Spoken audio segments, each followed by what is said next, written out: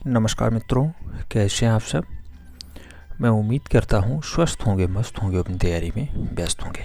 मित्रों, आज की जो क्लास होगी ये प्रैक्टिस पेपर होगा। यहाँ पे 125 क्वेश्चन समाहित किए जाएंगे। सभी के सभी प्रश्न महत्वपूर्ण होंगे और आप जानते हैं आपके पेपर में भी 125 क्वेश्चन से पूछे जाते हैं। 2 घंटे का समय आपको दिया जाता है, विदाउट माइनस मार्किंग आपको सॉल्व करना होता है और इन 125 क्वेश्चंस के लिए 500 नंबर का प्रावधान होता है। तो क्यों ना हम लोग प्रैक्टिस कर लें। लगभग 50, 60, 70 जितने भी हो सकते हैं उतनी प्रैक्टिस हम लोग करने की चेष्टा करते हैं। फिलहाल हमें उम्मीद है कि आप लोग पेन पेपर उठा के बैठे होंगे, नोट डाउन कर लेंगे जो आपको नया फैक्ट्स मिलेगा। क्वेश्चंस थोड़ा सा टफ है, याद रखना।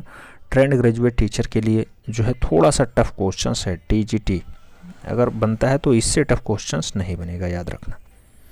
आइए देखते हैं पहला पॉइंट जो लिया गया है। पहला क्वेश्चन आपसे पूछा जा रहा है, छापा चित्रण की आधारभूत पद्धति कितनी है। ऑप्शंस में नाम दिया गया 2, 8, 4, 16। आप जानते होंगे कि छापा चित्रण की मूल रूप से कितनी पद्धति बताई जाती है, तो 4 पद्धतियां होती हैं। चारों पद्धतियां कौन कौन सी हैं, तो रिलीफ प्रोसेस्ड है, इंटीग्रेलियो है, प्लेनोग्राफी है और जो है सेरीग्राफी है। तो चारों पद्धतियां मूल रूप से छापा चित्रण ही संबंधित हैं, याद रखना, छापा चित्रण से ही संबंध रखते हैं। नेक्स्ट क्वेश्चन वही पूछ लिया गया है कि रिलीफ प्रोसेस, इंटीग्रेलियो, प्लेनोग्राफी और सेरोग्राफी मूल रूप से जो 4 प्रमुख पद्धतियां हैं कौन कौन सी हैं, तो छापा चित्रण की हैं, मूर्तशिल्पी की हैं, फोटोग्राफी की हैं या फिर इनमें से कोई नहीं। चारों ऑप्शंस पढ़ने के बाद आप सीधे सीधे छापा चित्रण के साथ आंसर्स लगा दीजिएगा। ए इज द राइट आंसर्स हो जाएगा। बढ़ते हैं नेक्स्ट क्वेश्चंस की तरफ। प्रश्न संख्या 3 आपसे कह रहा है, उडकट और लिनोकट किसके अंतर्गत आते हैं। उडकट और लिनोकट किसके अंतर्गत आते हैं। ऑप्शंस में सेरोग्राफी है, प्लेनोग्राफी है, इंटीलियोग्राफी और रिलीफ प्रोसेसिंग है। आप देखेंगे तो उडकट और लिनोकट का जो संबंध रहता है वो मूल रूप से किससे रहता है, रिलीफ प्रोसेस से रहता है। तो आपको राइट आंसर्स डी के साथ लगाना होगा। D is the right answers बन जाएगा। बढ़ते हैं नेक्स्ट क्वेश्चंस की तरफ। प्रश्न संख्या 4 आपसे क्या कह रहा है, कह रहा है प्लेनोग्राफी को दूसरे नाम से भी जाना जाता है। ऑप्शंस में लिथोग्राफी है, उडकट है, लेनोकट है और जो है एक्वांटिंग है। आप जानते हैं प्लेनोग्राफी का जो संबंध रहता है किससे रहता है, तो उसका संबंध लिथोग्राफी से होता है। A is the right answer लगा लीजिए। ए इज द राइट आंसर। बढ़ते हैं नेक्स्ट क्वेश्चंस की तरफ। प्रश्न संख्या 5 आपसे कह रहा है, जिसमें धातु प्लेट पर ड्राइंग, पेंटिंग, इनोग्रेविंग, एचिंग जो है और मूल रूप से मेजोंटिंग तथा एक्वांटिंग इत्यादि तकनीकी का अंकन लिया जाता है, उसे क्या कहते हैं। तो धातु प्लेट पे ड्राइंग, पेंटिंग हो या फिर इनग्रेविंग, एचिंग हो, इन सब का संबंध मूल रूप से कौन सी जो है छापा कला के अंतर्गत आता है।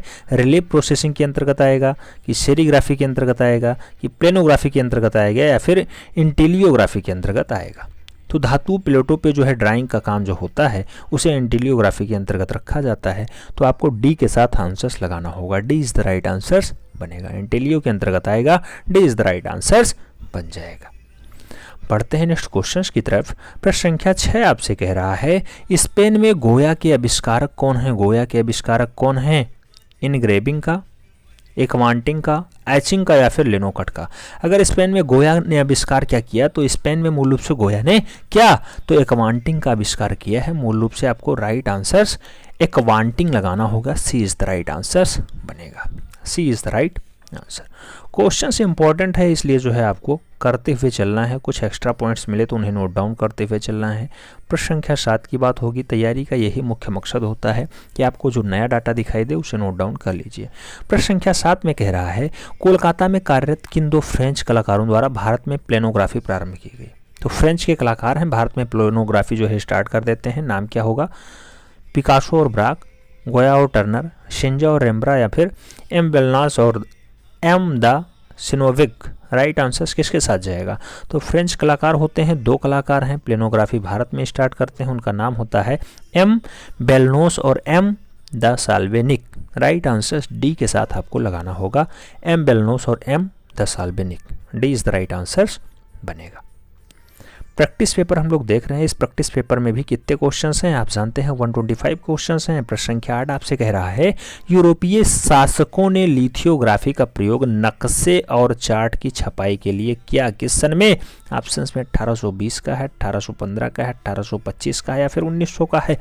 यूरोपीय शासक के बारे में पूछा जा रहा है कब उन्होंने जो है इसका प्रयोग किया था, तो आप जानते हैं लगभग 1820 के आसपास यूरोपीय शासकों ने लिथोग्राफी का प्रयोग करना स्टार्ट कर दिया। तो राइट आंसर आपको ए के साथ लगाना होगा, ए इज द राइट आंसर हो जाएगा।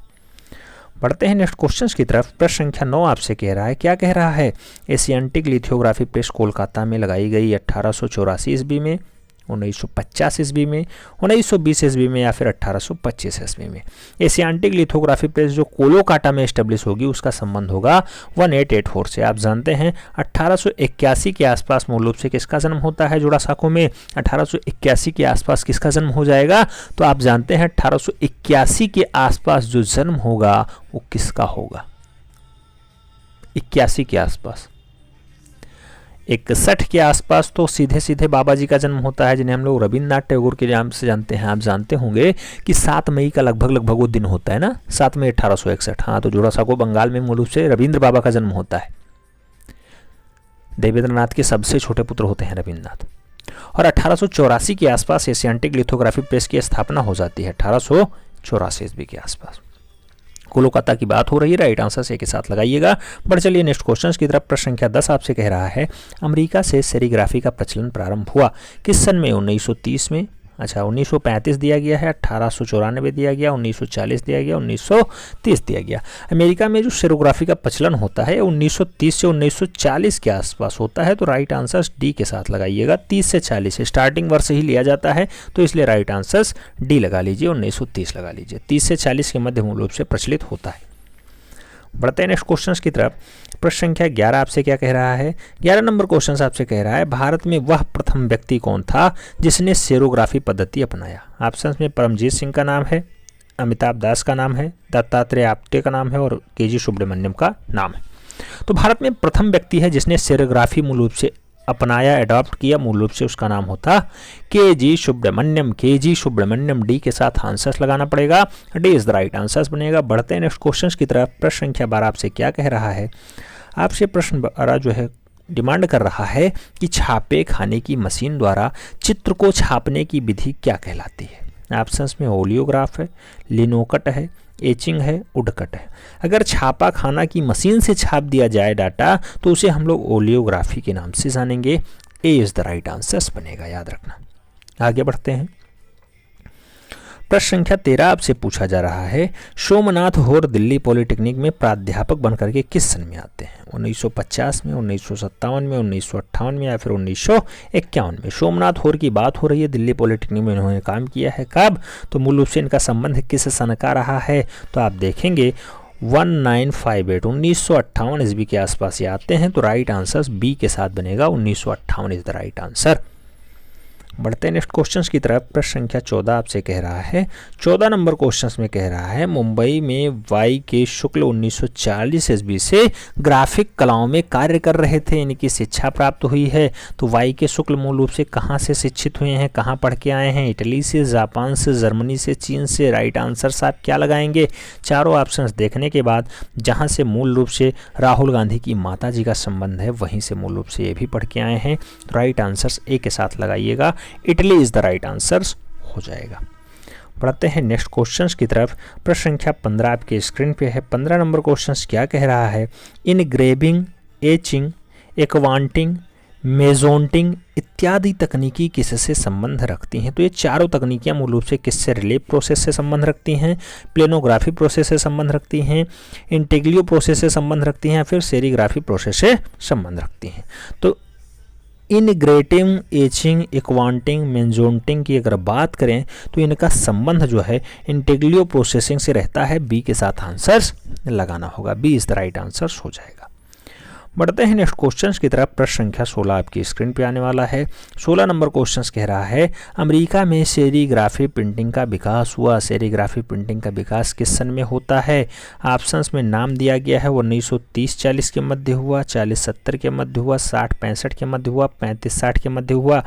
अभी ये क्वेश्चन आया था सेरीग्राफी यानी सिल्क स्क्रीन पेंटिंग की जो विकास होती है हमने बताया था 1930 से 40 के मध्य हुआ है। तो राइट आंसर से लगाइएगा, वहाँ पे 1930 आंसर्स बना था ना। हाँ बिल्कुल, इज द राइट आंसर्स लगाइए। बढ़ चलिए नेक्स्ट क्वेश्चन की तरफ। प्रश्न संख्या 17 आपसे कह रहा है कि आज के युग में किसी भी प्रिंटिंग के आर्ट वर्क को तैयार करने में, पेज सेटिंग और डिज़ाइनिंग में तथा किसी भी आर्ट वर्क को करने की क्षमता कौन रखता है? कंप्यूटर रखेगा, लिथोग्राफी रखेगा, कैमरा रखेगा या फिर फ्लैक्सोग्राफी रखेगा? तो चाहे पेज सेटिंग की बात हो, डिज़ाइनिंग की बात हो या फिर आर्ट वर्क करने की क्षमता की बात हो, ये सारा का सारा काम आप जानते होंगे जिसको चार्ल्स बेबेज ने तैयार किया था। राइट आंसर्स कंप्यूटर होगा, A is the right answers बनेगा। बढ़ चलिए नेक्स्ट क्वेश्चन की तरफ। प्रश्न संख्या 18 आपसे पूछ रहा है कि भारत में सर्वप्रथम प्रिंटिंग प्रेस कहाँ स्थापित किया गया? ऑप्शंस में गोवा है, पुणे है, मुंबई है, हैदराबाद है। आप जानते हैं कि भारत में सबसे पहले प्रिंटिंग प्रेस की अगर बात होगी तो प्रमोद सावंत का गोवा जिम्मेदार होगा। ए इज द राइट आंसर हो जाएगा। गोवा के वर्तमान पीएम कौन है? प्रधानमंत्री क्या सीएम यार, चीफ मिनिस्टर को कौन है? प्रधानमंत्री तो नरेंद्र मोदी हैं। क्यों? क्योंकि वो राज्य है, ये जो है देश होता है। देश का प्रधानमंत्री होता है, राज्य का मुख्यमंत्री होता है। हालांकि आप जानते हैं राज्य छोटा होता है तो छोटे रूप में जो है जैसे गांव के लेवल पे प्रधान होता है, उच्च स्तर पे और आगे आप बढ़ेंगे तो वहाँ पे जिला पंचायत अध्यक्ष होता है, उसके बाद ऐसे और आगे आप बढ़ेंगे तो ये सब मुखिया होते हैं। ऐसे राज्य का मुखिया आप जानते हैं, शासन प्रशासन का पूरा बागडोर मुख्यमंत्री के हाथ में होता है। और अगर देश की बात करते हैं तो मुख्य जो है नाम मात्र का प्रधानमंत्री नहीं राष्ट्रपति होता है। बाकी तो आप जानते हैं देश का सर्वोच्च कौन होता है? प्रधानमंत्री होता है। नाम मात्र का राष्ट्रपति भी होता है। प्रश्न संख्या 19 की अगर बात करते हैं, मुंबई में प्रेस की स्थापना कब होती है? 1516 में, 1818 में, 1616 में, 1632 में। आप देखेंगे मुंबई की बात हो रही है, प्रेस की बात हो रही है। उद्धव सरकार थी, अब एकनाथ शिंदे की है। 1616 राइट आंसर्स लगा लीजिए, 20 राइट आंसर्स हो जाएगा।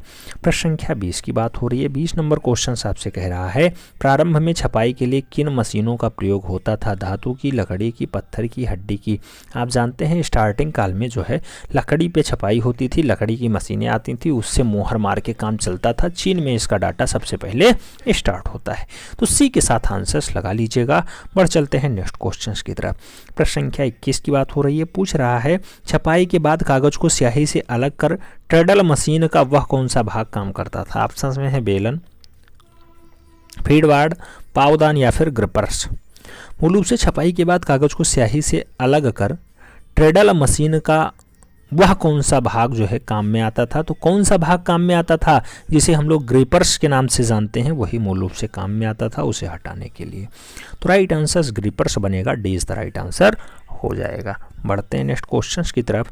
प्रश्न संख्या 22 आपसे कह रहा है लिथोग्राफी प्रिंटिंग के लिए किस कागज का प्रयोग किया जाता है? मिस्टर कागज का, लेजर प्रेजर का, बैंक पेपर का या फिर बॉन्ड पेपर का? लिथोग्राफी प्रिंटिंग की बात हो रही है तो लिथोग्राफी प्रिंटिंग में मूल रूप से मिस्टर कागज का प्रयोग किया जाएगा। तो मिस्टर कागज लगा लीजिए, ए इज द राइट आंसर यहाँ पे बन रहा है। बढ़ते हैं नेक्स्ट क्वेश्चन की तरफ। प्रश्न संख्या 23 आपसे पूछ रहा है पानी और तेल के वैमनस्य के सिद्धांत पर आधारित है। लिथोग्राफी प्रिंटिंग है, कोलोटाइप पेंटिंग है, थर्मोग्राफी प्रिंटिंग है या फिर लेजर प्रिंटिंग है? पानी और तेल के वैमनस्य के सिद्धांत पे मूल रूप से जो कार्य करता है उसे हम लोग लिथोग्राफी प्रिंटिंग कहते हैं। तो आपको राइट आंसर फर्स्ट के साथ लगाना होगा, lithography printing is the right answer. बढ़ते हैं नेक्स्ट क्वेश्चन की तरफ। प्रश्न संख्या 24 आपसे कह रहा है सर्वप्रथम लकड़ी के गुटके बना करके मुद्रण प्रारंभ किया गया था चीन में, भारत में, जापान में या फिर इंग्लैंड में? अभी जस्ट हमने देखा था क्वेश्चन कौन सा कि मूल रूप से छपाई के लिए किन मशीनों का प्रयोग होता है, तब कहा गया था लकड़ी की मशीनों का प्रयोग होता है। तो बिल्कुल चीन में ऐसा जो है गुटका बना करके मुद्रण का काम यानी छपाई का काम किया जाता था। राइट आंसर से के साथ लगा लीजिए। बढ़ते हैं नेक्स्ट क्वेश्चंस की तरफ। प्रश्न संख्या 25 की बात होगी। 25 नंबर क्वेश्चन आपसे कह रहा है वर्तमान में लकड़ी के स्थान पे ब्लॉक बनाए जाते हैं मिट्टी से, प्लास्टिक से, पत्थर से, धातु की प्लेट से। आप देखेंगे तो लकड़ी के स्थान पे ब्लॉक बनाए जाते हैं किसके, तो लकड़ी के स्थान पे जो ब्लॉक बनाए जाते हैं आप देखे होंगे छपाई के कारखानों में आजकल जो है धातु की प्लेटें लगती हैं, तो राइट आंसर डी का बनेगा, एल्युमिनियम की प्लेटें होती हैं। बढ़ते हैं नेक्स्ट क्वेश्चंस की तरफ। प्रश्न संख्या 26 कह रहा है लिथियोग्राफी के आविष्कारक थे ऑप्शंस में बेर्नियन भी हैं, भीमजी पारेख भी हैं, गटेनबर्ग भी हैं और फ्रेडरिक कोएनिग भी हैं। लिथियोग्राफी का आविष्कारक पूछा जा रहा है। लिथियोग्राफी के आविष्कारक की अगर बात होगी तो बेर्नियन राइट आंसर्स बनेंगे, ए इज द राइट आंसर्स लगा लीजिएगा, बेर्नियन इज द राइट आंसर। बढ़ते हैं नेक्स्ट क्वेश्चंस की तरफ। प्रश्न संख्या 27 आपसे क्या कह रहा है लिथियोग्राफी का नामकरण 1813 में किया। रंगल्स ने किया, एच बैक्स ने किया, जेम्स वाट ने किया या फिर गटेनबर्ग ने किया। लिथियोग्राफी का नामकरण 1813 ईस्वी के आसपास मूल रूप से किसके द्वारा, एच बैक्स के द्वारा किया जाता है, तो आपको राइट आंसर सी के साथ लगाना होगा, C is the right answer यहाँ पे बनेगा। प्रश्न संख्या 28 की बात करते हैं। 28 नंबर क्वेश्चन आपसे कह रहा है किस प्लेट को निगेटिव के द्वारा एक्सपोज करते हैं, पॉलिस्टर प्लेट को, जस्ते की प्लेट को, वाइपोन की प्लेट को या फिर पीएस प्लेट को। तो कौन सा प्लेट नेगेटिव के द्वारा एक्सपोज होता है, तो नेगेटिव के द्वारा एक्सपोज होने वाला प्लेट वाइपोन प्लेट होता है, राइट आंसर बी के साथ बनेगा, wipe on plate is the right answer. बढ़ते हैं नेक्स्ट क्वेश्चंस की तरफ। प्रश्न संख्या 29 आपकी स्क्रीन पे है। 29 नंबर क्वेश्चन आपसे कह रहा है कि सिल्क या नायलॉन द्वारा महीन कपड़ा लकड़ी के फ्रेम में कस दिया जाता है, ऐसा किस पद्धति में अपनाया जाता है, फ्लेक्सोग्राफी में, होलोग्राम में, लेजर प्रिंटिंग में या फिर सिल्क स्क्रीन प्रिंटिंग में।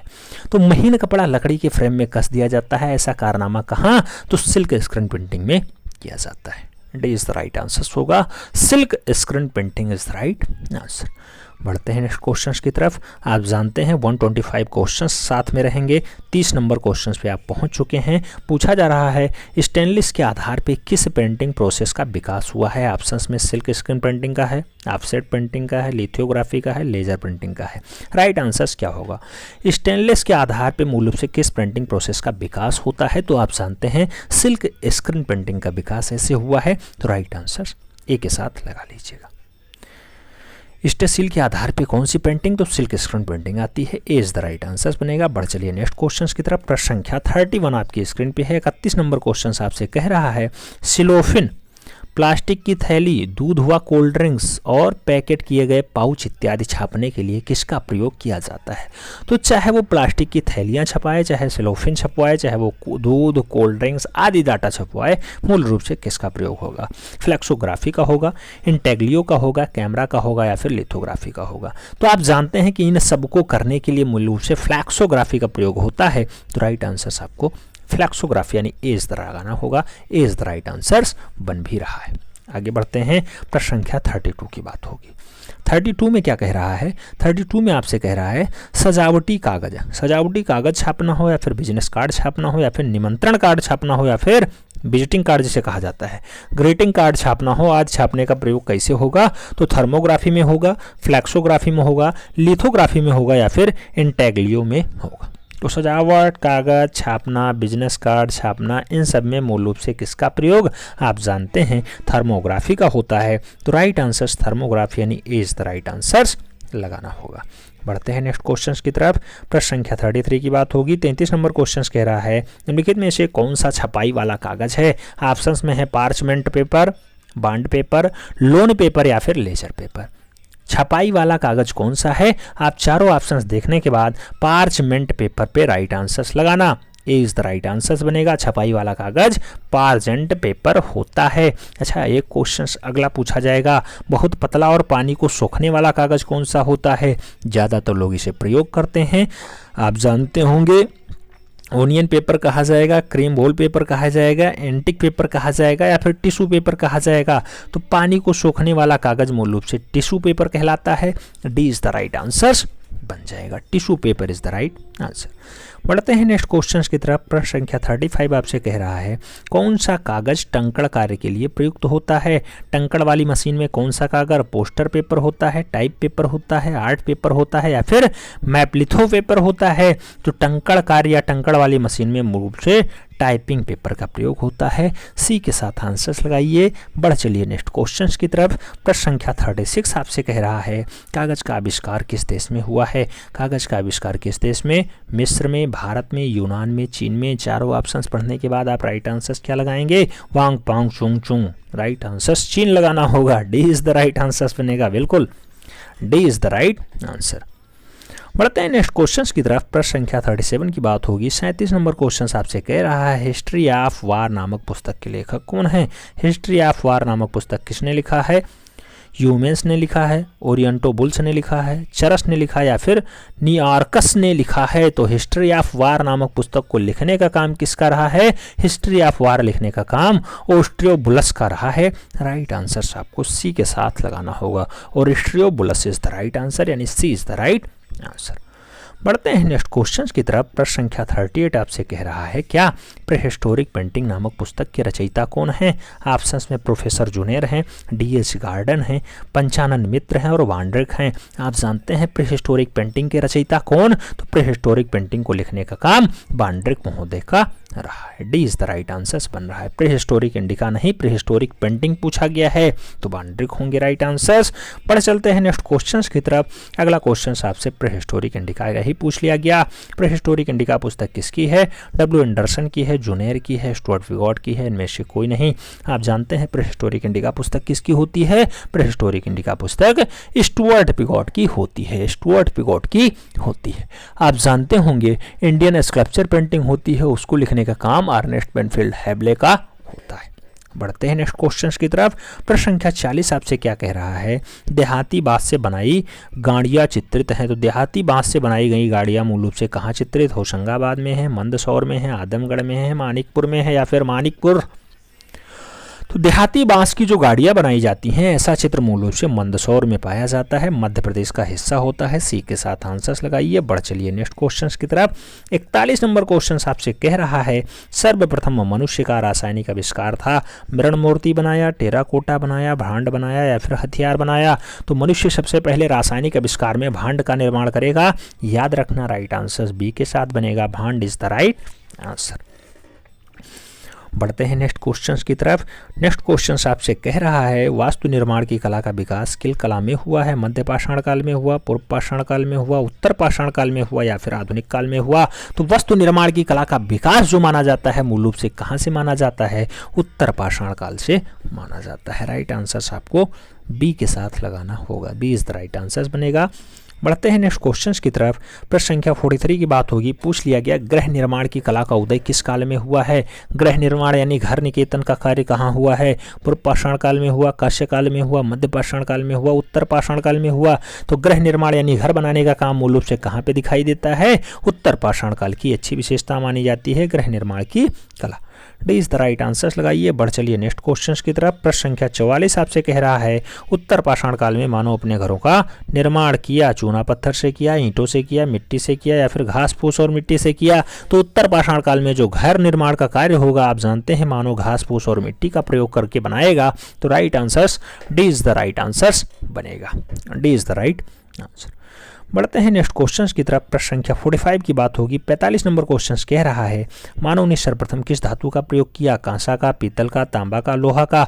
मानव ने सबसे पहले जो है धातु का प्रयोग कौन सा किया? तो वह धातु कहलाती है लोहा, नहीं तांबा। तांबा B is the right answer. बढ़ते हैं नेक्स्ट क्वेश्चंस की तरफ। प्रश्न संख्या 46 आपसे कह रहा है प्री हिस्ट्री ऑफ प्रागैतिहासिक। प्री हिस्ट्री ऑफ प्रागैतिहासिक काल का शाब्दिक अनुवाद सर्वप्रथम अपनी पुस्तक the archaeology and the prehistoric annals of Scotland में किसने किया? तो the archaeology and prehistoric annals of Scotland में मूल रूप से अलेक्सनी ने किया है, पिलनी ने किया है, टेसियम ने किया या फिर डैनियल विल्सन ने किया। सबसे पहले किसने प्रयोग किया है? तो आप देखेंगे चारों ऑप्शंस तो राइट आंसर होगा Daniel Wilson. D is the right answer बनेगा। Daniel Wilson is the right answer. बढ़ते हैं नेक्स्ट क्वेश्चन की तरफ। प्रश्न संख्या 47 की बात होगी। 47 नंबर क्वेश्चन आपसे कह रहा है मोहनजोदाड़ो का सबसे विशाल भवन कौन सा है? जलकुंड है, बैरक है, अन्नागार है, स्नानगृह है। मोहनजोदाड़ो का सबसे विशाल यानी सबसे बड़ा वाला जो डाटा मिलेगा वो अन्नागार मिलेगा आपको। सबसे बड़े डाटा में अन्नागार का जो है छाप मिलता है, तो बी के साथ आंसर्स लगाइए। बढ़ चलिए नेक्स्ट क्वेश्चन की तरफ। प्रश्न संख्या 48 आपसे कह रहा है तांबा गलाने का कारखाना किस जगह से मिला? मोहनजोदाड़ो से मिलेगा, हड़प्पा से मिलेगा, कालीबंगा से मिलेगा या फिर लोथल से मिलेगा। तांबा गलाने का कारखाना पूछ रहा है तो आपको हड़प्पा राइट आंसर्स लगाना होगा। Harappa is the right answers बनेगा, C is the right answers लगाइए। बढ़ते हैं नेक्स्ट क्वेश्चन की तरफ। प्रश्न संख्या 49 आपसे कह रहा है अग्निवेदिकाएं किस स्थान पर प्राप्त हुई हैं? लोथल में, कालीबंगा में, आलमगीरपुर में या फिर हड़प्पा में। तो अग्निवेदिकाओं का स्थान मूल रूप से कहाँ मिलता है? अग्निवेदिका आप जानते हैं कालीबंगा में मिलता है, तो आपको राइट आंसर्स कालीबंगा यानी C is the right answers लगाना होगा। बढ़ते हैं नेक्स्ट क्वेश्चन की तरफ। प्रश्न संख्या 50 आपसे कह रहा है लोथल नगर का निर्माण योजना क्या था? अर्धगोलाकार था, वर्गाकार था, चतुर्भुजाकार था या फिर आयताकार था। तो लोथल नगर जो बसाया गया है, कुछ लोग वर्गाकार राइट आंसर लगाएंगे, कुछ लोग आयताकार लगाएंगे। फिलहाल हम भी आयताकार ही लगाएंगे, आयताकार ही घर पाया गया है। आगे बढ़ते हैं। आगे क्वेश्चंस क्या कह रहा है? प्रश्न संख्या 51 की। तो 51 नंबर क्वेश्चन आपसे कह रहा है कि लोथल किस नदी के किनारे बसा हुआ है? ऑप्शंस में भोगवा का नाम है, दशक का नाम है, समतल का नाम है और चौगांत का नाम है। तो मूल रूप से आपको भोगवा नदी राइट आंसर्स लगाना है, A is the right answers बनेगा। लोथल वही अहमदाबाद वाला बेल्ट होता है, गुजरात वाला, जिसे रंगनाथ राव मूल रूप से खोजते हैं। तो भोगवा नदी के किनारे पाया जाता है। एक के साथ आंसर्स लगाइए। बढ़ चलिए नेक्स्ट क्वेश्चन की तरफ। प्रश्न संख्या 52 आपसे कह रहा है कालीबंगा जहां से सिंधु सभ्यता के अनेक महत्वपूर्ण अवशेष प्राप्त हुए हैं, वर्तमान में राजस्थान के किस जिले में है? ऑप्शंस में जोधपुर का नाम है, गंगानगर का नाम है, बीकानेर का नाम है और मांडू का नाम है। आप जानते हैं मूल रूप से कालीबंगा जो पाया जाता है, कालीबंगा का संबंध राजस्थान के हनुमानगढ़ जिला से होता है। हनुमानगढ़ जिला, बहुत सारी जगह जो है हनुमानगढ़ जिला आपको दिखाई देगा। घग्गर नदी के किनारे हैं जहां से जुते हुए खेत का साक्ष्य मिलता है, लेकिन यहाँ पे हनुमानगढ़ नहीं है, तो गंगानगर राइट आंसर आप लगा लीजिए। गंगानगर राइट आंसर्स लगा लीजिए। हनुमानगढ़ जिला वैसे मूल रूप से माना जाता है। आगे बढ़ेंगे प्रश्न संख्या 53 की। तो 53 नंबर क्वेश्चन आपसे कह रहा है कि सिंधु सभ्यता का एक प्रमुख स्थल कालीबंगा के उत्खनन का कार्य किसके नेतृत्व में संपन्न हुआ? ऑप्शन में बीबी लाल हैं, रविंद्र बिष्ट हैं, सूरजभान हैं और एस तलवार हैं। कालीबंगा की बात हो रही है। कालीबंगा आप जानते हैं अमलानंद घोष भी रहते हैं, ब्रजवासी लाल भी रहते हैं और बीके थापर भी रहते हैं। तो तीन लोगों के नेतृत्व में काम होता है। यहाँ पे आपने देखा कि नाम क्या है? ब्रजवासी लाल, तो बी लाल राइट आंसर्स लगा लीजिए। फिलहाल 3 नाम आपको याद रखना होगा। अमलानंद घोष का भी नाम याद रखना होगा, ब्रजवासी लाल का भी नाम याद रखना होगा, बीके थापर का भी नाम याद रखना होगा। और 1953 से 1960 तक यहाँ पे कार्य चलता है, तो 1953 टू 60 भी याद रखना होगा। घग्गर नदी आप जानते हैं कालीबंगा के लिए जिम्मेदार होती है। जुता हुआ खेत का साक्ष्य यहाँ मिलता है, अग्निकुंड का साक्ष्य मिलता है, चूड़ियाँ मिलती हैं, अलंकृत ईंट मिलते हैं, ये सब डाटा यहाँ पे मिलता है। आगे बढ़ते हैं प्रश्न संख्या 54 की तरफ। 54 नंबर क्वेश्चन आपसे कह रहा है कि सिंचाई के लिए नहर का प्रमाण किस स्थल से प्राप्त हुआ है? मालवांड से मिला है, राखीगढ़ से मिला, रंगपुर से मिला या फिर मिताथल से मिला है। तो नहर का प्रयोग मूल रूप से सिंचाई के लिए नहर का प्रयोग कहाँ दिखाया गया है, कहाँ मिला है इसका साक्ष्य? तो मालावड़ राइट आंसर ए के साथ जाएगा। मालावड़ इज द राइट आंसर। बढ़ते हैं नेक्स्ट क्वेश्चंस की तरफ। प्रश्न संख्या 55 आपसे क्या कह रहा है? 55 नंबर क्वेश्चंस कह रहा है हड़प्पा वासियों की लिपि किस प्रकार है? वर्णात्मक है, चित्रलेखात्मक है, भावात्मक है या फिर इनमें से कोई नहीं। हड़प्पा वासियों की लिपि जो पाई जाती है मूल रूप से उसका संबंध चित्रलेखात्मक होता है, तो आपको राइट आंसर सी के साथ लगाना होगा। चित्रलेखात्मक इज द राइट आंसर। बढ़ते हैं नेक्स्ट क्वेश्चन की तरफ। प्रश्न संख्या 56 की बात होगी। 56 नंबर क्वेश्चन आपसे कह रहा है हड़प्पा वासी के सबसे छोटे बांट का तौल कितने के बराबर रहा है? 13.2 ग्राम के, 11.5 ग्राम के, 12.25 ग्राम के या फिर 13.64 ग्राम के। तो हड़प्पा वासी में मूल रूप से जो बांट का प्रयोग किया गया उसका जो है डाटा कितना ग्राम का रहा है? हड़प्पा, अगर आप हड़प्पा की बात करेंगे तो हड़प्पा के लिए मूल रूप से कितने ग्राम, तो आप जानते होंगे इसका संबंध 13.64 ग्राम से रहा है। डी के साथ आंसर्स लगाना पड़ रहा है। D is the right answer. बढ़ते हैं नेक्स्ट क्वेश्चन की तरफ। अगला क्वेश्चन प्रश्न संख्या 57 आपसे कह रहा है प्रतीक शव विसर्जन का प्रमाण किस स्थल से मिला? लोथल से, हड़प्पा से, कालीबंगा से, मोहनजोदाड़ो से। तो प्रतीक शव विसर्जन का जो प्रमाण दिखाई देता है मूल रूप से लोथल से दिखाई देता है। तो आपको राइट आंसर किसके साथ? लोथल के साथ लगाना होगा। लोथल वही रंगनाथ राव जिसे खोजते हैं, भोगवा नदी के किनारे होता है, 1955 से 1962 के आसपास खोजा जाता है। बढ़ते हैं नेक्स्ट क्वेश्चन की तरफ। प्रश्न संख्या 58 आपसे पूछ रहा है कि लोथल से प्राप्त 17 कब्रों में कितनी कब्रों में मूल रूप से 2-2 व्यक्ति एक साथ दफनाए गए? 5, 3, 6, 7। कितनी कब्र ऐसी हैं जिसमें 2-2 व्यक्ति एक साथ हैं?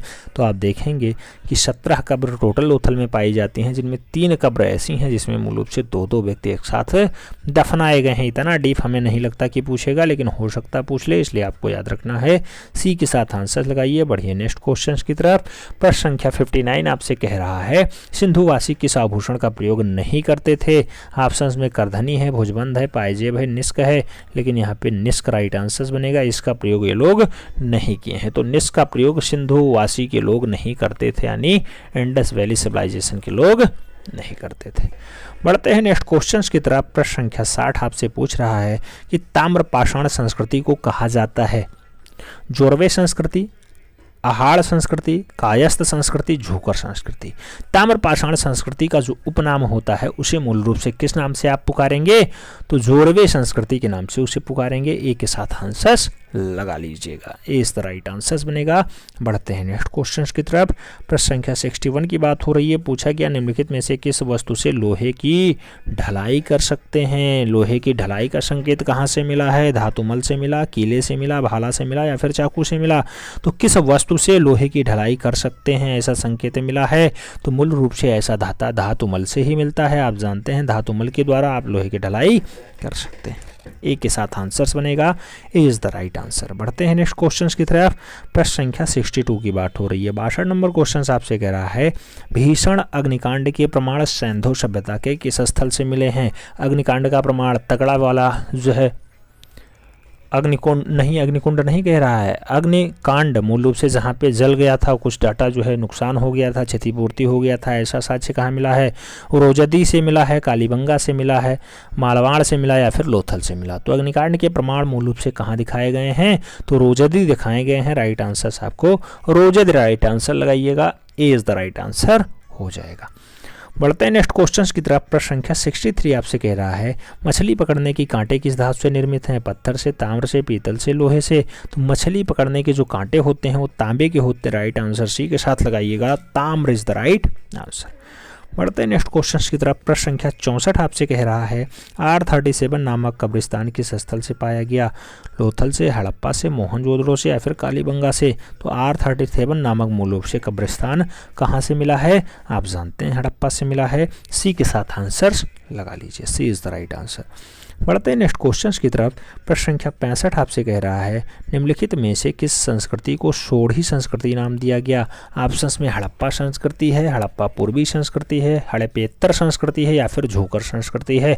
तो सोढ़ी संस्कृति के नाम से जो पुकारा जाता है उसे हम लोग हड़प्पा पूर्वी संस्कृति के नाम से भी जानते हैं। हड़प्पा पूर्वी संस्कृति राइट आंसर लगाइएगा। B is the right answer बनेगा। बढ़ते हैं नेक्स्ट क्वेश्चन की तरफ। प्रश्न संख्या 66 आपसे कह रहा है कि हड़प्पा के मकानों में प्रवेश द्वार होते थे वीथी की ओर, राजमार्ग की ओर, सड़क विपरीत दिशा में या फिर पूर्व की ओर? तो हड़प्पा में मकानों में प्रवेश द्वार मूल रूप से कैसे होते थे? तो वीथी की ओर होते थे। राइट आंसर आप वीथी लगाइएगा, यानी ए इज द राइट आंसर बन जाएगा। बढ़ते हैं नेक्स्ट क्वेश्चन की तरफ। प्रश्न संख्या 37 नंबर क्वेश्चन आपसे कह रहा है यह कथन किसका है कि मोहनजोदाड़ो और हड़प्पा सिंधु घाटी सभ्यता की 2 जुड़वा राजधानियां थी? मोहनजोदाड़ो और हड़प्पा सिंधु घाटी सभ्यता की जो जुड़वा राजधानियां मूल रूप से किसने कह दिया? जॉन मार्शल ने, स्टुअर्ट बिगॉट ने, R.D. बनर्जी ने या फिर दयाराम साहनी ने? तो मूल रूप से ऐसा कथन कहने का काम स्टुअर्ट बिगॉट का होगा। तो आपको राइट आंसर सी के साथ लगाना होगा। Stuart bigot is the right answer. बढ़ते हैं नेक्स्ट क्वेश्चन की तरफ। प्रश्न संख्या 68 आपसे कह रहा है हड़प्पा संस्कृति का दक्षिणतर स्तर कौन सा है? सबसे दक्षिण वाला भाग आप जानते हैं महाराष्ट्र में पाया जाता है, तो उसका नाम दाइमाबाद होगा। दाइमाबाद यानी C is the right answer. Narmada नदी के पीछे वाला बेल्ट होता है दाइमाबाद, अहमदाबाद नहीं, अहमदनगर जिला में स्थित है दाइमाबाद। चाहे उत्तर वाला पूछ ले तो आप जानते हैं मांडा होता है, पश्चिम वाला पूछ ले तो सुत का गंडोर होता है, पूर्व वाला पूछ ले तो आलमगीरपुर मेरठ होता है। बढ़ते हैं नेक्स्ट क्वेश्चंस की तरफ। प्रश्न संख्या 69 आपसे कह रहा है हड़प्पा के पतन के पश्चात उदय हुआ था कब्रिस्तान की संस्कृति, झोकर संस्कृति, झाकर संस्कृति या फिर उपयुक्त सभी।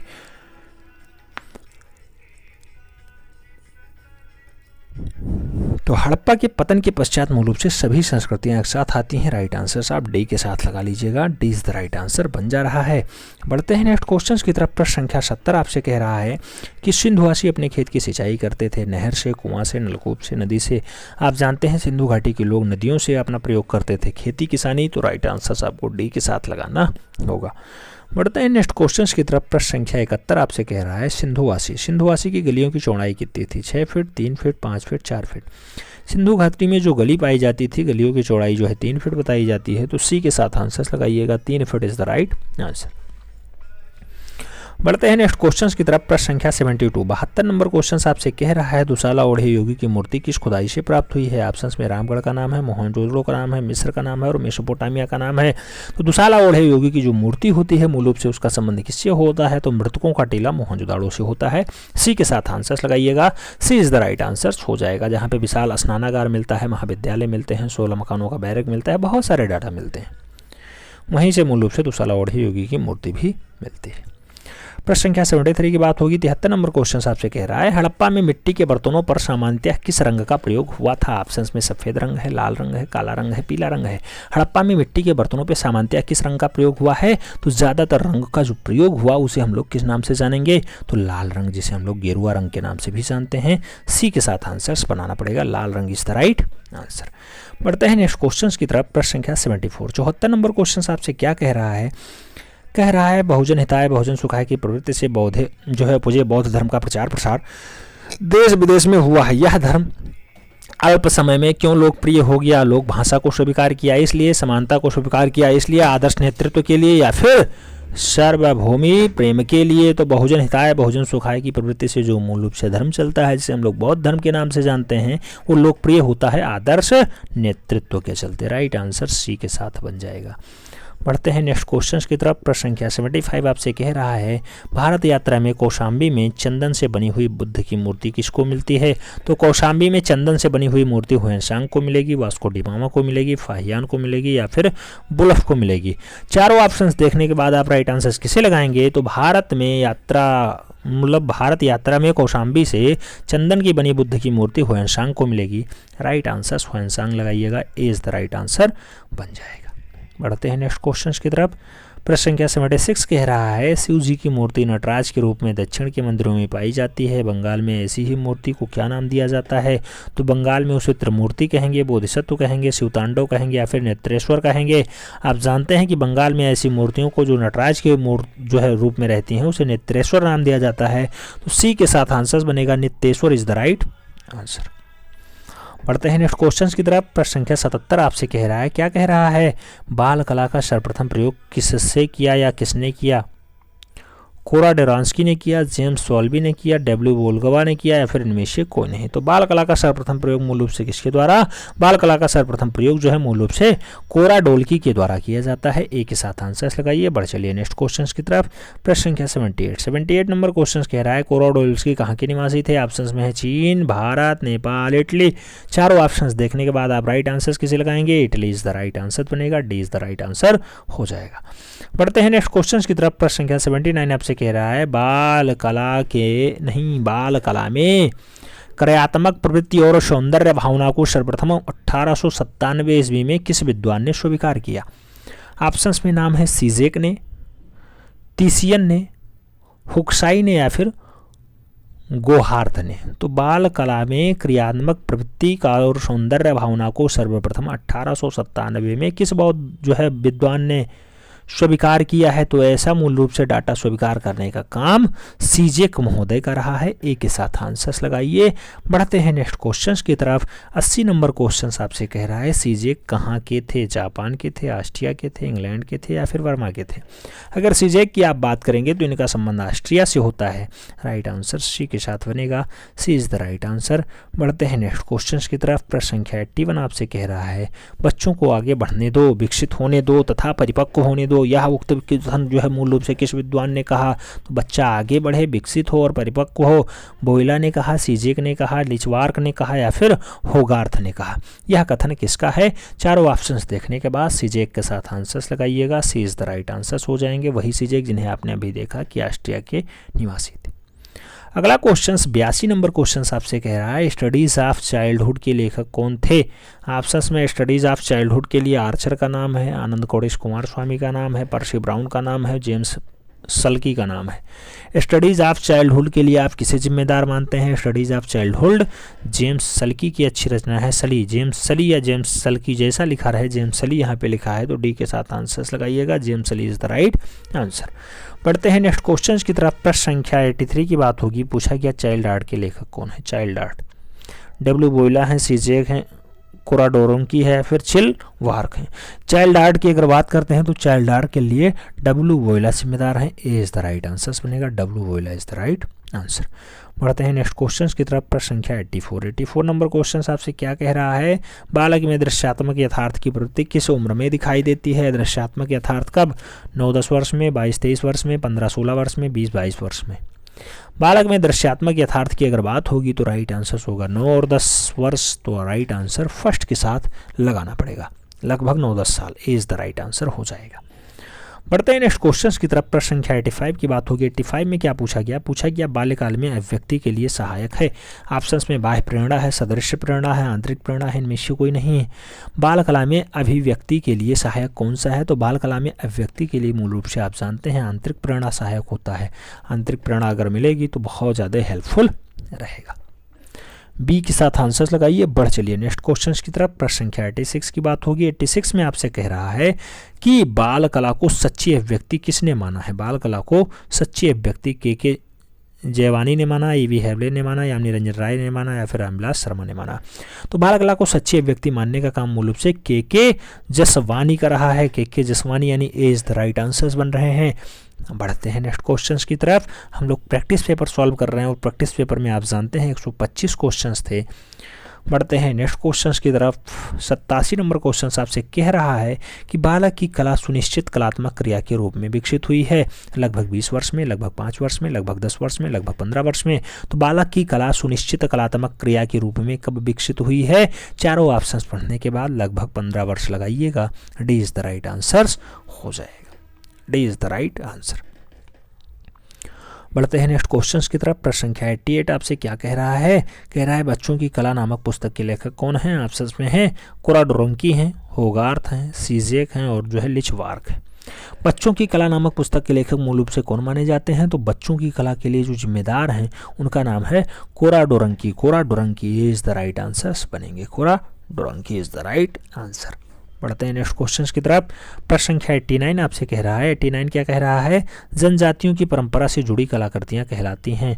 ट्राइबल आर्ट कहलाती हैं, क्लासिकल आर्ट कहलाती हैं, फोक आर्ट कहलाती हैं, या फिर चिल्ड्रन आर्ट कहलाती हैं। तो जनजातियों की परंपरा से जुड़ी कलाकृति मूल रूप से क्या मानी जाती है?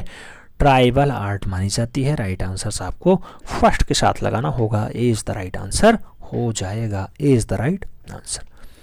बढ़ते हैं नेक्स्ट क्वेश्चंस की तरफ। प्रश्न संख्या 90 आपसे क्या कह रहा है? कह रहा है आदिवासी लोगों के जीवन में आवश्यकताएं होती हैं, असीमित होती हैं, आधुनिक से परिपूर्ण होती हैं, सीमित होती हैं, या फिर इनमें से कोई नहीं।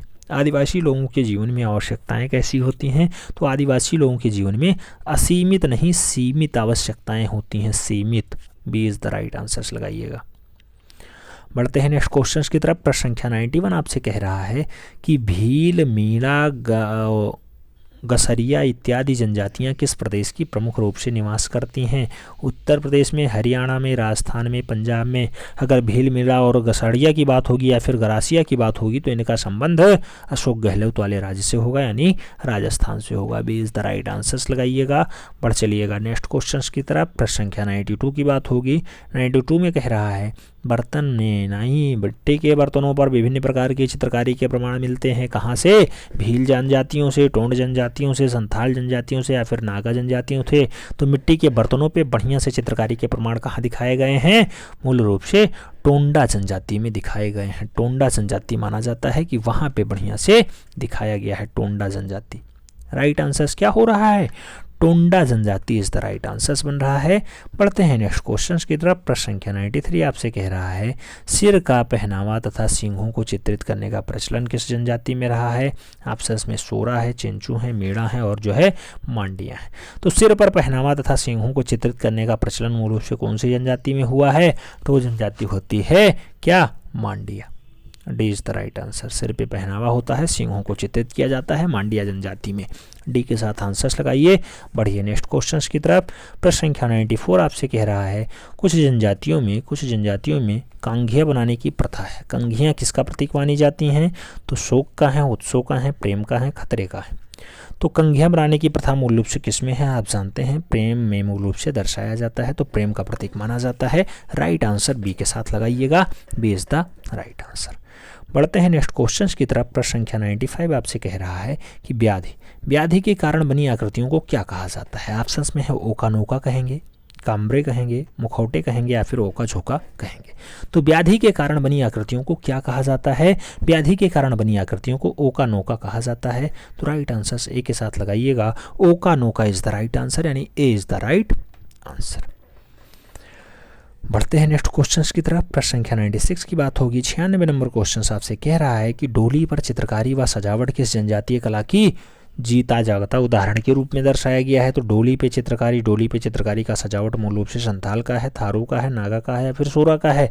आप देखेंगे डोली पहले के ज़माने में मूल रूप से आज की डेट में जो आप देखेंगे बढ़िया XUV होती है, चाहे 500 हो, चाहे वो जैसी जिसकी डिमांड, कोई BMW जाए, कोई किसी से जाता है, विदाई होती है। तो उसी के टाइम पे पहले जो है डोली चलती थी। तो डोली पे चित्रकारी की सजावट मूल रूप से कौन सी जनजातियों में होती थी, तो डोली पे मूल रूप से संथाल में मूल रूप से ऐसी कलाकृति दिखाई जाती थी। तो राइट आंसर संथाल जनजाति होगा, ये इज द राइट आंसर बनेगा। प्रश्न संख्या 97 की बात करते हैं। पूछा गया आदिवासी गांव की सीमा पर लगाए जाने वाले चिन्ह को क्या कहते हैं। आदिवासी गांव की सीमा पर लगाए जाने वाले चिन्ह स्मृति चिन्ह होंगे, धार्मिक चिन्ह होंगे, प्रतीक चिन्ह होंगे या फिर गढ़ चिन्ह होंगे।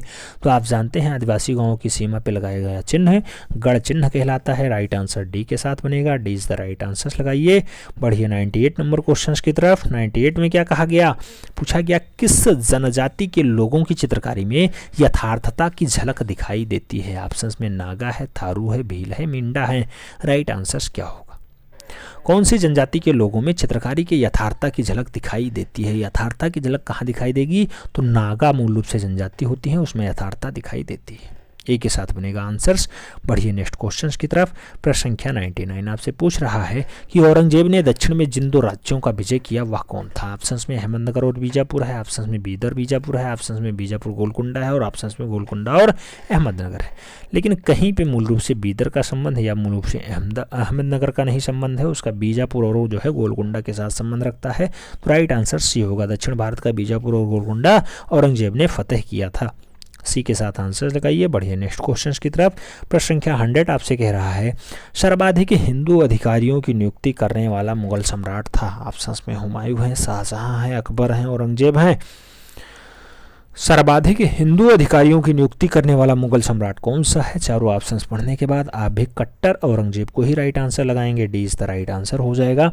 Aurangzeb is the right answer. बढ़ते हैं नेक्स्ट क्वेश्चंस की तरफ। प्रश्न संख्या 101 आपसे क्या कह रहा है, 101 नंबर क्वेश्चन आपसे कह रहा है कि जजिया किसके शासनकाल में पुनः लगाया गया।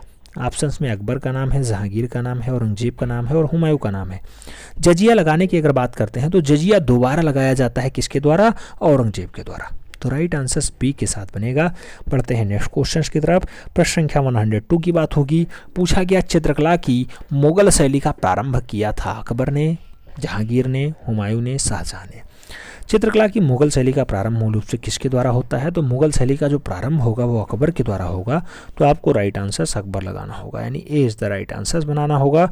बढ़ते हैं नेक्स्ट क्वेश्चन की तरफ। प्रश्न संख्या 103 आपसे क्या कह रहा है बिहू नृत्य किस जनजातियों का लोकप्रिय नृत्य रहा है। ऑप्शंस में असम की जनजाति, उत्तर प्रदेश की जनजाति, मध्य प्रदेश की जनजाति और उसके साथ कौन सी जनजाति रहेगी, तो कोई एक लगा लीजिए, राजस्थान की जनजाति। आप जानते हैं बिहू नृत्य का संबंध मूल रूप से असम से रहा है। तो राइट आंसर असम ही बनेगा, राजस्थान नहीं बनेगा। बढ़ते हैं नेक्स्ट क्वेश्चन की तरफ। प्रश्न संख्या जो है 104 कह रहा है कर्म नृत्य किस जनजाति के लोगों में लोकप्रिय है। ऑप्शंस में गौंड जनजाति है, खाड़िया जनजाति है, उराव जनजाति है और मीणा जनजाति है। कर्म नृत्य किस जनजाति के लोगों में लोकप्रिय रही है? कर्म नृत्य की अगर बात होगी तो गौड़ जनजाति राइट आंसर लगाइएगा, ए इज द राइट आंसर हो जाएगा। बढ़ते हैं नेक्स्ट क्वेश्चन की तरफ। प्रश्न संख्या 105 आपसे पूछ रहा है कि मिट्टी, पत्थर, लकड़ी, बांस, खनिज पदार्थ, धातु और धातुओं की खाल इत्यादि सामग्रियों का चित्रांकन प्रयोग हुआ है आदिवासी कलाओं में, आधुनिक कलाकृतियों में, लोक कलाकृतियों में या फिर धार्मिक कलाकृतियों में। तो मिट्टी, पत्थर, लकड़ी, बांस, खनिज पदार्थ, धातु, पशुओं की खाल, ऐसा डाटा मूल रूप से कहाँ प्रयोग हुआ है? आदिवासी कलाकृतियों में हुआ है। राइट आंसर फर्स्ट के साथ लगा लीजिए, ए इज द राइट आंसर हो जाएगा। 125 क्वेश्चनों का सेट है जिसमें आप 106 नंबर क्वेश्चन सॉल्व कर रहे हैं। आपसे कह रहा है भारतीय चित्रण पद्धति नामक पुस्तक किसने लिखी? भारतीय चित्रण पद्धति अबुल फजल ने लिखी, आदेश श्रीवास्तव ने लिखी, रामविलास शर्मा ने लिखी या फिर शैलेंद्रनाथ डे ने लिखी? भारतीय चित्रण पद्धति की अगर पुस्तक की बात होगी तो शैलेंद्रनाथ डे राइट आंसर्स बनेंगे, D is the right answer हो जाएगा। बढ़ते हैं नेक्स्ट क्वेश्चन की तरफ। प्रश्न संख्या 107 की बात होगी। पूछ लिया गया बुझिलो। बुझिलो नामक चित्र किस कलाकार का है? अब्दुल रहमान चगुतई का है, हिम्मत शाह का है, रणबीर सिंह बिष्ट का है, अमृता सरगल का है। बुझिलो के लिए आप किसे जिम्मेदार मानेंगे? तो बुझिलो के लिए मूल रूप से अब्दुल रहमान चगुतई को जिम्मेदार मानिए, ए इज द राइट आंसर। इन्हीं की अच्छी रचनाओं में शुमार है। बढ़ते हैं नेक्स्ट क्वेश्चन की तरफ। प्रश्न संख्या 108। 108 में आपसे क्या कह रहा है? 108 में कह रहा है कि तुम केवल चित्रकार ही नहीं कभी भी हो, तुम केवल चित्रकार ही नहीं कभी भी हो। यह कारण मूल रूप से यही कारण है कि तुम्हारी तूलिका से रसधारा बहती है। यह कथन रविन्द्रनाथ टैगोर ने किसके लिए लिखा? कि तुम केवल चित्रकार नहीं कभी भी हो, इसी कारण मूल रूप से तुम्हारी तूलिका से रसधारा बहती है। अवनींद्रनाथ टैगोर के लिए लिखा, नंदलाल बोस के लिए लिखा, असित कुमार हल्दर के लिए लिखा या फिर गगनेंद्रनाथ टैगोर के लिए लिखा? मूल रूप से रविन्द्रनाथ टैगोर ने ऐसी उपमा मूल रूप से असित कुमार हल्दर को दी है जिनका जन्म जोड़ासांको में मूल रूप से होता है। राइट आंसर सी के साथ आंसर्स लगाइएगा, सी इज द राइट आंसर्स बनेगा। बढ़ते हैं नेक्स्ट क्वेश्चन की तरफ। प्रश्न संख्या 109 की बात हो रही है। 109 नंबर क्वेश्चन आपसे क्या कह रहा है? कह रहा है संकोची होने के कारण आत्म प्रचार से भी दूर रहे तथा अपनी कला को वादग्रस्त नहीं बनाया। मकबूल फिदा हुसैन, क्षितिन्द्रनाथ मजूमदार, रविन्द्रनाथ टैगोर, राजा रवि वर्मा। आप जानते हैं संकोची होने के कारण आत्म प्रचार से दूर रहे लेकिन मूल रूप से अपनी कला को वादग्रस्त नहीं होने दिया, ऐसा कारनामा क्षितिन्द्रनाथ मजूमदार ने किया। राइट आंसर बी के साथ बनेगा, Kshitindranath Majumdar is the right answer. बढ़ते हैं नेक्स्ट क्वेश्चन की तरफ। प्रश्न संख्या 110 आपसे पूछ लिया गया। Mukul Chand Dey Chicago Society of Etching Art से रहे हैं, महासचिव रहे, सदस्य रहे, कोषाध्यक्ष रहे, अध्यक्ष रहे। तो मुकुल चंद डे मूल रूप से Chicago Society of etching artist में क्या रहे हैं? आप जानते हैं एचिंग आर्टिस्ट के सदस्य के रूप में नामित रहे हैं। तो राइट आंसर सी के साथ लगाइएगा, सी इज द राइट आंसर हो जाएगा। बढ़ते हैं नेक्स्ट क्वेश्चन की तरफ। प्रश्न संख्या 111 आपसे पूछ रहा है भिक्षुणी मां नामक चित्र किसने चित्रित किया? ऑप्शंस में राम गोपाल विजयवर्गीय हैं, नंदलाल बोस हैं, सुधीर रंजन खासगीर हैं, यामिनी रंजन राय हैं। भिक्षुणी मां का जो चित्र है मूल रूप से किसके द्वारा? आप जानते हैं सुधीर रंजन खासगीर के द्वारा चित्रित किया गया है। तो राइट आंसर सुधीर रंजन खासगीर यानी C is the right answer बनेगा। बढ़ते हैं नेक्स्ट क्वेश्चन की तरफ। प्रश्न संख्या 112 की बात होगी। क्या पूछ रहा है? आपसे पूछ रहा है मनपुरा आइलैंड 1970 नामक कुंडलित चित्र किसने चित्रित किया है? जॉर्ज क्रीट ने, यामिनी रंजन राय ने, निकोलस रोड्रिग ने या फिर जैनुअल आब्दीन ने? मनपुरा आइलैंड 1970 नामक कुंडलित चित्र मूल रूप से जैनुअल आब्दीन ने चित्रित किया है। तो राइट आंसर आपको डी के साथ लगाना होगा, Zainul Abdin is the right answer. बढ़ते हैं नेक्स्ट क्वेश्चन की तरफ। प्रश्न संख्या 113 आपसे पूछ रहा है कि दोपहर की चिलचिलाती धूप छांव नामक कृति को किसने चित्रित किया? निकोलस रोड्रिग ने, हेब्बर ने, बेंद्रे ने या फिर जॉर्ज क्रीट ने? तो दोपहर की चिलचिलाती धूप छांव को मूल रूप से बनाने का काम किसका रहा है? जॉर्ज क्रीट महोदय का रहा। राइट आंसर डी के साथ लगाइएगा, D is the right answer हो जाएगा। बढ़ते हैं नेक्स्ट क्वेश्चन की तरफ। प्रश्न संख्या 114 आपसे कह रहा है मास्टर ऑफ द माउंटेन के नाम से कौन विख्यात है? तो मास्टर ऑफ द माउंटेन कौन जाना जाता है? असित कुमार हल्दर, अवनी बाबू, निकोलस रोड्रिग या फिर राजा रवि वर्मा? आप जानते हैं मास्टर ऑफ माउंटेन निकोलस रोड्रिग को उपमा प्राप्त है। बी के साथ आंसर जाएगा, निकोलस रोड्रिग इज द राइट आंसर बनेगा। बढ़ते हैं नेक्स्ट क्वेश्चन की तरफ। प्रश्न संख्या 115 आपसे पूछ रहा है कि हुसैन ने फर्नीचर डिजाइनर का काम किया 1941 में किया, 1935 में किया, 1930 में किया, फिर 1928 में किया। मूल रूप से मकबूल फिदा हुसैन की बात होगी। जहां हुसैन शब्द जुड़े जान डालना, तो तो हुसैन ने फर्नीचर डिजाइनर का काम मूल रूप से कब किया है? 1941 में किया है, नहीं 1941 में किया है। ए के साथ आंसर्स लगाइए। बढ़िए नेक्स्ट क्वेश्चन की तरफ। प्रश्न संख्या 116 आपसे पूछ रहा है क्लाउन फार्मिंग। क्लाउन फार्मिंग नामक छापा चित्र किसने बनाया? कृष्ण रेड्डी ने बनाया, कृष्ण खन्ना ने बनाया, कृष्ण सामराव कुलकर्णी ने बनाया या फिर कव्वल कृष्ण ने बनाया है? तो क्लाउन फार्मिंग की अगर बात होगी, क्लाउन फार्मिंग के लिए कौन जिम्मेदार होगा? क्लाउन फार्मिंग के लिए कृष्ण रेड्डी। ए इज द राइट आंसर बनेगा। बढ़ते हैं नेक्स्ट क्वेश्चन की तरफ। प्रश्न संख्या 117 आपसे पूछ रहा है वह कौन सा कलाकार है जिसने 10 वर्ष की आयु में श्रवण शक्ति खो दी? 10 वर्ष की आयु में मूल रूप से सुनने की क्षमता किसकी खो गई थी? ऑप्शंस में बीरेन डे हैं, ऑप्शंस में मनीषी डे हैं, ऑप्शंस में मुकुल चंद डे हैं, ऑप्शंस में सतीश चंद्र गुजराल हैं। आप राइट आंसर लगाएंगे तो श्रवण शक्ति यानी बधिर मूल रूप से कौन रहा है? सतीश चंद्र गुजराल रहे हैं। इंद्र कुमार गुजराल के भाई होते हैं। राइट आंसर डी के साथ लगाइएगा, जिन्होंने मॉरिशस में मूल रूप से महात्मा गांधी के संग्रहालय में भी डाटा बनाया है। तो राइट आंसर डी के साथ सतीश चंद्र गुजराल लगाइएगा। बढ़ते हैं नेक्स्ट क्वेश्चन की तरफ। अगला क्वेश्चन आपसे क्या कह रहा है? प्रश्न संख्या 118 आपसे कह रहा है कि किसकी कला स्त्री पुरुष के संबंधों को केंद्रित रही है? स्त्री पुरुष के संबंधों से केंद्रित किसकी रही है? रणवीर सिंह बिष्ट की कला, परमजीत सिंह की कला, के लक्ष्मा गौड़ की कला या फिर जितिन दास की कला? चारों ऑप्शन पढ़ने के बाद आप भी लगाएंगे Jitin Das is the right answer and D is the right answer. बढ़ते हैं नेक्स्ट क्वेश्चन की तरफ। प्रश्न संख्या 119 की बात हो रही है। 119 में आपसे पूछ रहा है कि महेंद्र कुमार शर्मा जिसे सुमहेंद्र कहते हैं किस रूप में प्रसिद्ध हैं? चित्रकार, मूर्तिकार, ग्राफिक चित्रकार, छायाकार, वास्तुकार, नाट्यकार या फिर गीतकार, संगीतकार? तो महेंद्र कुमार शर्मा का जो संबंध रहा है वो चित्रकार और मूर्तिकार के रूप में रहा है। राइट आंसर फर्स्ट के साथ लगाइएगा, ए इज द राइट आंसर हो जाएगा। बढ़ते हैं नेक्स्ट क्वेश्चन की तरफ। प्रश्न संख्या 120 आपसे कह रहा है वर्तमान में जवाहर कला केंद्र जयपुर में सुमहेंद्र किस पद पर कार्यरत हैं? अध्यक्ष हैं, प्रदर्शनी अधिकारी हैं, सचिव हैं या फिर प्रदर्शन सहायक हैं? तो जहां जो है जवाहर कला केंद्र जयपुर में मूल रूप से वो किस पद पे हैं इस टाइम? तो प्रदर्शनी अधिकारी के रूप में कार्य कर रहे हैं। सी के साथ आंसर्स लगाइए। बढ़िए नेक्स्ट क्वेश्चन की तरफ। प्रश्न संख्या 121 आपसे क्या कह रहा है? कह रहा है कि इस चित्रकार के चित्रों का शीर्षक अनटाइटल्ड रहता है? गोवर्धन लाल जोशी का, कृपाल सिंह शेखावत का। ऑप्शंस में और नाम है, जैसे ऑप्शंस में नाम और क्या है? विद्यासागर उपाध्याय का और नाथूलाल वर्मा का। इन चारों ऑप्शंस को पढ़ने के बाद आप भी विद्यासागर उपाध्याय लगाइएगा। क्या अनटाइटल्ड किसके जो है रचना रहती है, किसके चित्रों के शीर्षक रहते हैं? तो विद्यासागर उपाध्याय। राइट आंसर लगाइए, सी इज द राइट आंसर हो जाएगा। बढ़ चलिए नेक्स्ट क्वेश्चन की तरफ। प्रश्न संख्या 122 आपसे पूछ रहा है शिल्प जय हिंद और कंडोलेंस मूल रूप से क्या प्रयोग हुआ है? कांस्य में, पीतल में, सीमेंट में या फिर तांबा में? तो जय हिंद और कंडोलेंस में मूल रूप से किसका प्रयोग किया गया है? जय हिंद में मूल रूप से कांस्य प्रतिमा मानी जाती है, कांस्य का प्रयोग किया गया है। राइट आंसर फर्स्ट के साथ लगाइएगा, कांस्य इज द राइट आंसर यानी ए इज द राइट आंसर। बढ़ते हैं नेक्स्ट क्वेश्चन की तरफ। प्रश्न संख्या 123 की बात हो रही है। 123 में पूछा गया धनराज भगत के शिल्पों में वेल्डेड कॉपर प्रयोग हुआ है? वेल्डेड कॉपर प्रयोग हुआ है। ऑप्शंस में बांसुरी वादक है, ऑप्शंस में दकीस है, ऑप्शंस में कॉस्मेटिक मैन है या फिर इनमें से कोई नहीं। धनराज भगत के शिल्प हैं वेल्डेड कॉपर। वेल्डेड कॉपर में मूल रूप से किसका प्रयोग हुआ है? तो वेल्डेड कॉपर में बांसुरी वादक का प्रयोग हुआ है। राइट आंसर फर्स्ट के साथ लगाइएगा, ए इज द राइट आंसर हो जाएगा। बढ़ चलते हैं सेकंड लास्ट क्वेश्चन की तरफ। सेकंड लास्ट क्वेश्चन आपसे कह रहा है दाकिस नामक शिल्पी में क्या प्रयोग हुआ? ऑप्शंस में है पास्टर व आयरन का या फिर सीमेंट का, लकड़ी का या फिर वुड एंड बास नेल्स का। राइट आंसर दाकिस के लिए आप क्या मारेंगे? तो दाकिस के लिए लकड़ी का प्रयोग करिएगा। लकड़ी में मूल रूप से इसकी रचना हुई है।